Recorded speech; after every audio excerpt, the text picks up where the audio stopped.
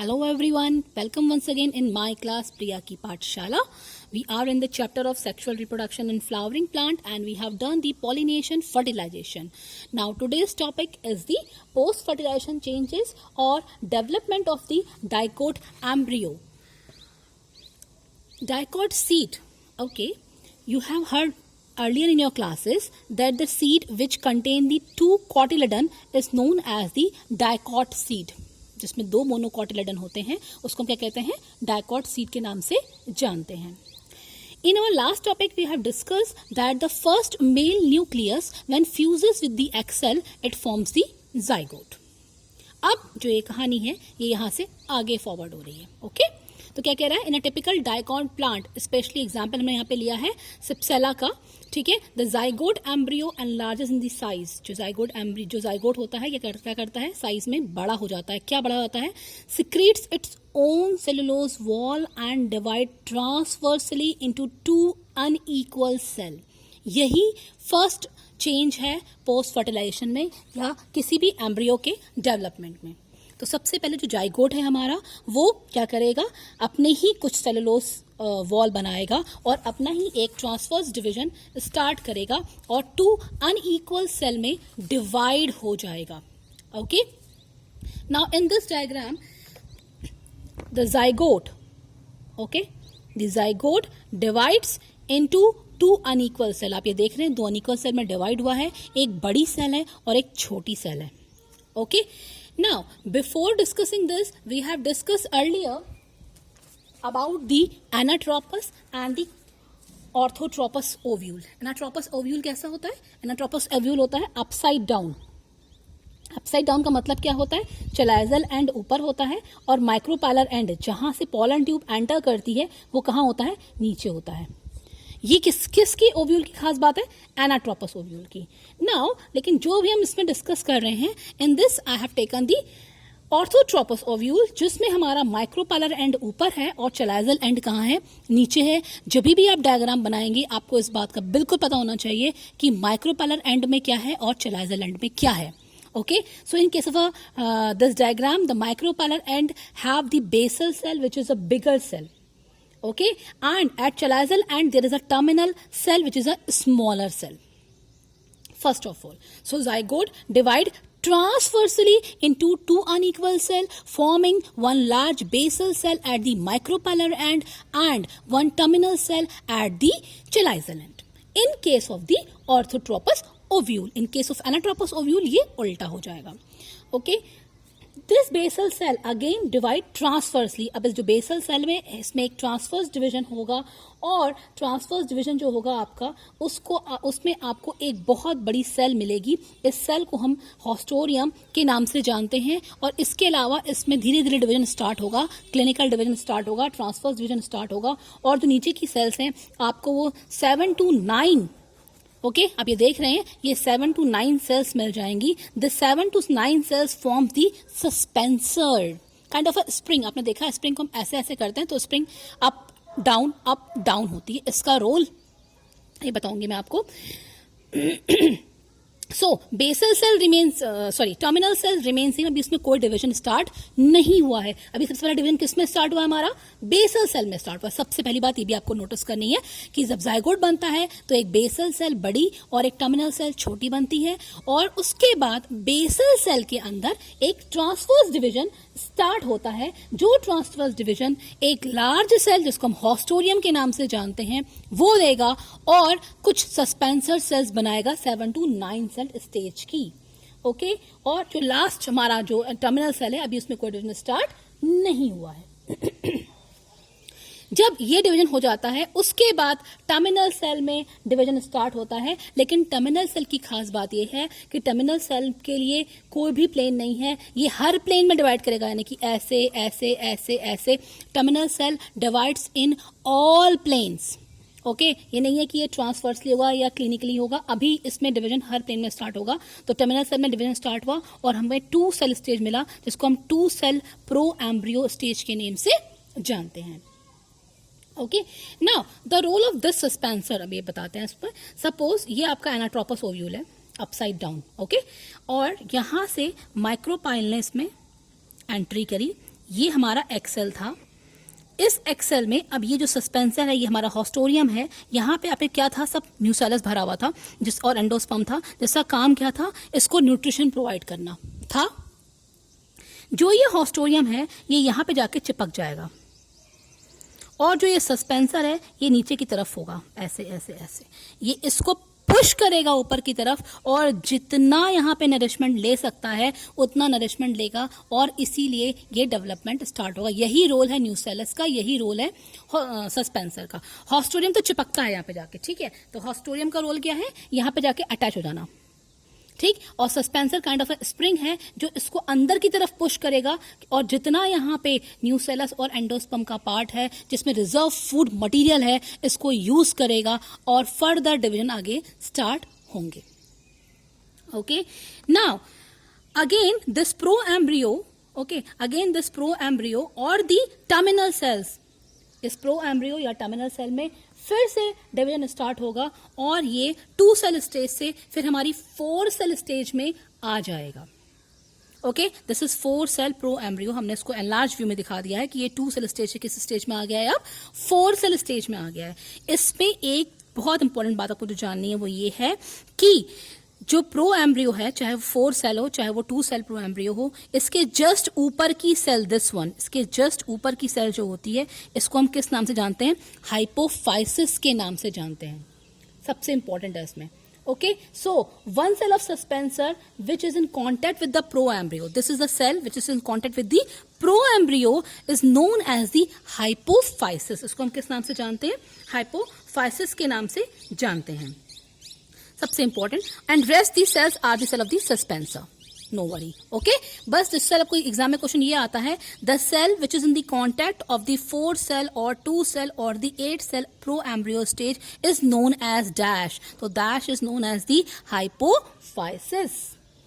Okay, then in this 4 cell stage again divides into 8 cell stage with the help of this clinical division. मैंने आपको बताया था अभी कि जो टर्मिनल सेल होती है उसमें डिवीजन किसी भी प्लेन में हो सकता है, उससे कोई फर्क नहीं पड़ेगा। अभी हमारी 4 सेल से हमारी 8 सेल स्टेज में परिवर्तित हो गया है, चेंज हो गया है। Okay, now one division is in the periclinal. अब अगेन अभी हमने सस्पेंसर में अब कोई डिवीजन नहीं हो रहा है, सस्पेंसर की जो सेल्स हैं वो 7 to 9 सेल स्टेज की बन गई हैं। उनमें से जो सेल बिल्कुल इसके कांटेक्ट में उसको हमने हाइपोफाइसिस का नेम दिया है। अब जो हमारा 8 सेल स्टेज बन के आई थी उस 8 सेल स्टेज में एक पेरिक्लिनर डिवीजन, आप ये देख रहे हैं, एक डिवीजन पेरिक्लिनर हुआ है। इस पेरिक्लिनर डिवीजन के वजह से एक सेल हमारी बनाएगी आउटर साइड में बनाएगी और एक सेल्स हमारी कहां बनेंगी, इनर साइड में बनेंगी। यहां से बेसिकली प्लांट के आप कह सकते हैं ऑर्गन, जैसे कि हम कह रहे हैं प्लांट में जब आप टीएस काटते थे, रूट का या एलएस काटते थे तो उसमें आपने बनाया होगा, उसमें आपने एपिडर्मिस बनाया था। तो दिस आउटर साइड जो हमारी सेल्स आउटर साइड में है, आप जितनी भी देख रहे हैं, वो सब की सब उसकी क्या बनाएंगी, आउटर कवरिंग या एपिडर्मिस या डर्मेटोजेन बनाएंगी। Okay, from this stage, which stage, this is now 8 celled pro embryo और the octant stage, yes 8 cell हो गई हैं, इसलिए इसको हमने क्या नाम दिया है, octant का नेम दिया है। this octant stage में आप ये देख रहे हैं the cells which lies outside और the periphery, जो बाहर हैं outside periphery में हैं, they are known as the outer cell and they form the dermatogen और the epidermis और simply आप कह सकते हैं skin। The cells which lie inner side, the cell which lie the inner side, they form the different plant organs. Okay, now the above cell, hypophysis और hypophysis से ऊपर जो 2-3 सेल सस्पेंसर की होंगी, they form the root cortex. ये क्या बनाएंगी, हमारी root cortex बनाएंगी। So this hypophysis and the suspensor, 2 or more cell form the root cortex. Okay, और जो सेल हमारी हॉस्टोरियम की तरफ होगी, ओके, जो सेल हमारी कहाँ की तरफ होगी, हॉस्टोरियम की तरफ होगी, मतलब जो यहाँ की तरफ होंगी। सपोज ये 4 सेल्स थी तो 4 सेल्स में 2 सेल ने हमारी क्या बनाई, रूट कॉर्टेक्स बनाया और 2 सेल ने हमारा क्या बनाया, रूट कैप। क्योंकि आपने पढ़ा था कि रूट कैसी होती है, suppose this is a root, ये रूट आ रही है, रूट के बिल्कुल एंड में हम रूट कैप बनाते हैं। ओके और ये हमारी रूट होती। तो ये कह रहा है कि जो रूट कॉर्टेक्स है हमारा, वो हमारा सेल जो होंगी वो बिल्कुल चिपकी किससे होंगी, हमारी प्रोएम्ब्रियो से चिपकी होंगी, और जो इससे दूर सेल्स होंगी वो हमारी क्या बनाएंगी, रूट कैप बनाएंगी। Okay, now we have three organ. First is the outer cell forming the dermatogen. Okay, the hypophysis and the two more cell from the root cortex and the cell which are away from the hypophysis. जो hypophysis या proembryo से दूर हैं वो क्या बना रही हैं, root cap बना रही हैं। ठीक, now just half of this octant stage, आप ये देख रहे हैं octant stage के बिल्कुल हाफ में, okay, जो सेल नीचे की तरफ है, ओके जो सेल हमारी क्या बना रही हैं, लोअर हाफ बना रही हैं, this is lower half of बना रही हैं, ये हमारा क्या बना रहा है, एपिकोटाइल, और जो हमारा अपर हाफ बनाएगा वो हमारा क्या बनाएगा, hypocotyl. Okay, epicotyl and the hypocotyl. तो हमारा जो चलाइजल एंड है, जो चलाइजल एंड कहाँ है हमारा, चलाइजल एंड हमारा कहाँ था, टर्मिनल सेल ये थी, तो हमारा ऑब्वियस ही बात है this is the chalazal end, this is the micropylar end. Okay, so this chalazal end, अब आप इसमें देखेंगे इसमें हमारा जो माइक्रोपाइलर एंड है वो ऊपर की तरफ है, जो चलाइजल एंड है वो नीचे की तरफ है, तो this is the चलाइजल and and this is the micropylar and. This chalazal and form the plumule, ठीक है, क्योंकि प्ल्यूम्यूल शूट है और वो ऊपर की तरफ जाता है। This micropylar and forms the what, radical.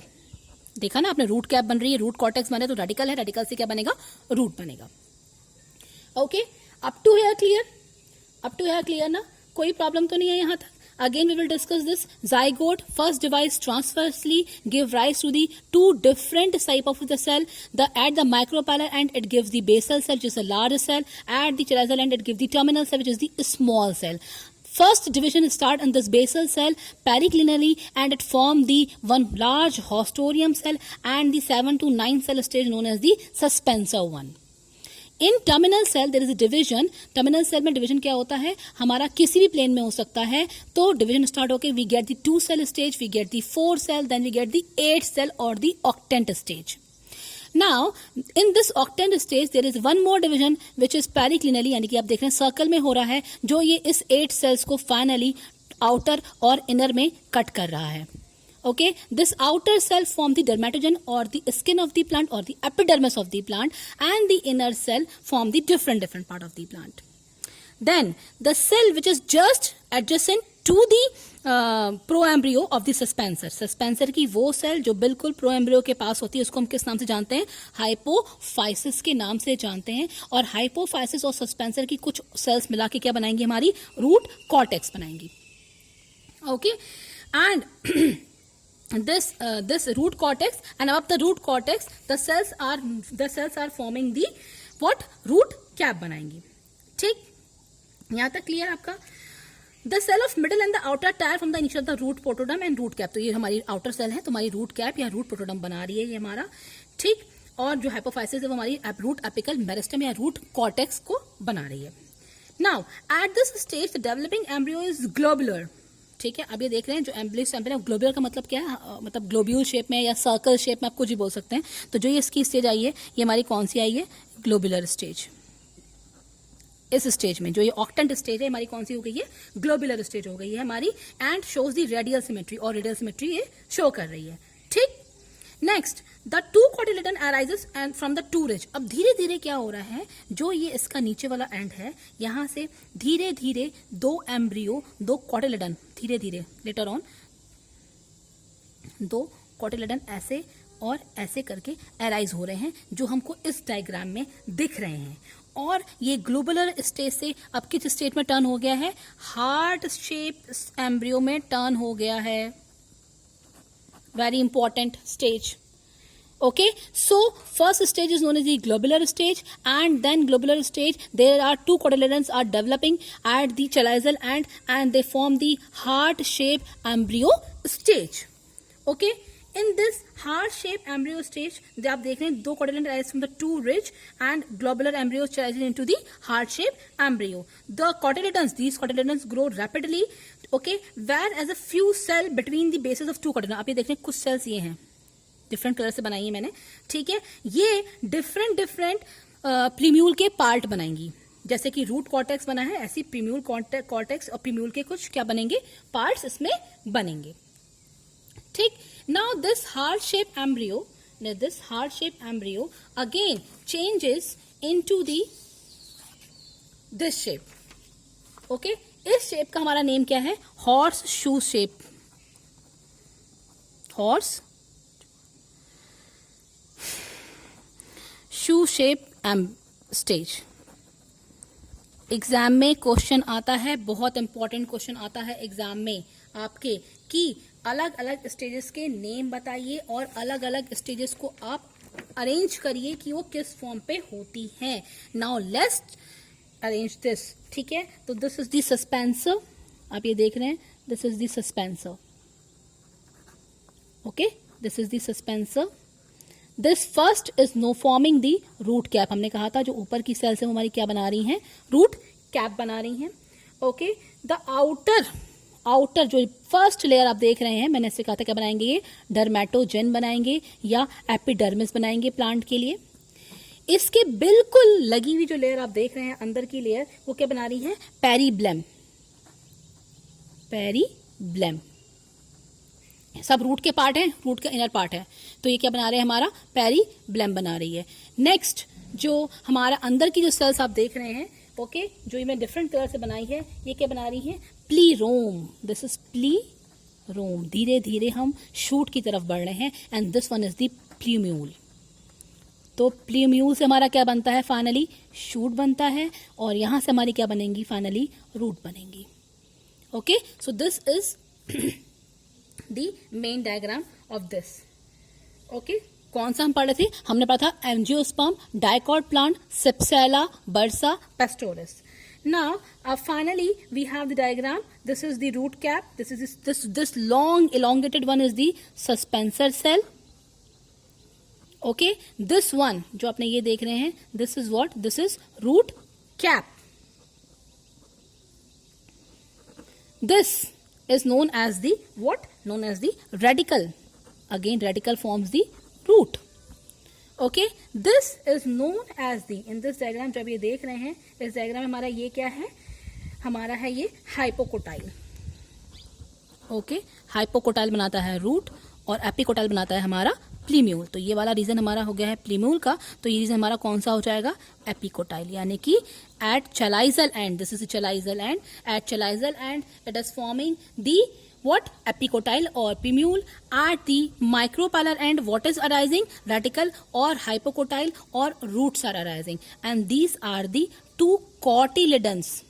Dicot का पढ़ रहे हैं तो ऑब्वियसली बात है टू कॉटिलेडन्स की बात होगी. और कॉटिलेडन का काम क्या है कि जब तक प्लांट सीड जो है वो जमीन में गड़ नहीं जाता है, अटैच नहीं हो पाता है रूट से और प्ल्यूम्यूल नहीं बनेगा, तब तक उसको क्या करेगा? ये फूड प्रोवाइड करेगा. ये इसकी सबसे खास बात डाइकॉट प्लांट में कॉटिलेडन्स की होती है. अब जो ये हमारा मैच्योर एम्ब्रियो पूरा बनके, मैच्योर एम्ब्रियो जो हमारा ये आ गया है, जो हमारा ये मैच्योर एम्ब्रियो आ गया है, ये हमारा क्या है? इसमें आप ये देख रहे हैं there is a one embryonal axis. ये पूरी एक एम्ब्रियोनल एक्सिस है हमारे पास. ठीक है, ये पूरी वन क्या है? एम्ब्रियोनल एक्सिस है. इसमें टू कॉटिलेडन है, इसमें टू कॉटिलेडन है इस एम्ब्रियोनल एक्सिस में. And we have the epicotyl and we have the hypocotyl. Two region हमारे पास आ रहे हैं. Again a question from your examination point of view that hypocotyl से हमारा क्या अराइज होता है? रेडिकल. एपिकोटाइल से हमारा क्या अराइज होता है? प्ल्यूम्यूल और दी शूट अराइज होता है. एग्जाम में क्वेश्चन यहां से यही आएगा. First list the stages. Okay, आपको जितनी भी स्टेजेस हैं उनके बारे में लिस्ट करना है, उनके बारे में बताना है, वो सारी स्टेजेस के बारे में आपको बताना है. तो हमारे पास स्टेजेस कौन सी हैं? ग्लोबुलर शेप स्टेज, उसके बाद we have the heart shape embryo, then what do have the? We have the horseshoe shape stage. ये हमारे पास सबकी सब स्टेजेस आती हैं. सीक्वेंस आएगा आपसे एग्जाम में, पूछेगा वो सीक्वेंस पूछेगा कि कौन सी क्या स्टेज है. सेकंड क्वेश्चन क्या पूछ सकता है वो उसमें? हाइपोकोटाइल और एपिकोटाइल से. And last and most important is the draw the various stages of the development of the dicot plant. So up to here learn it please. Biology है, मैं आपसे बार बार कहती हूँ, बायोलॉजी विदाउट डायग्राम कुछ नहीं होती है. इसकी आप बार बार प्रैक्टिस करिएगा. नेक्स्ट वीडियो में we will discuss about the monocot seed. Till then learn it, subscribe it and share it as much as you can. Have a nice day.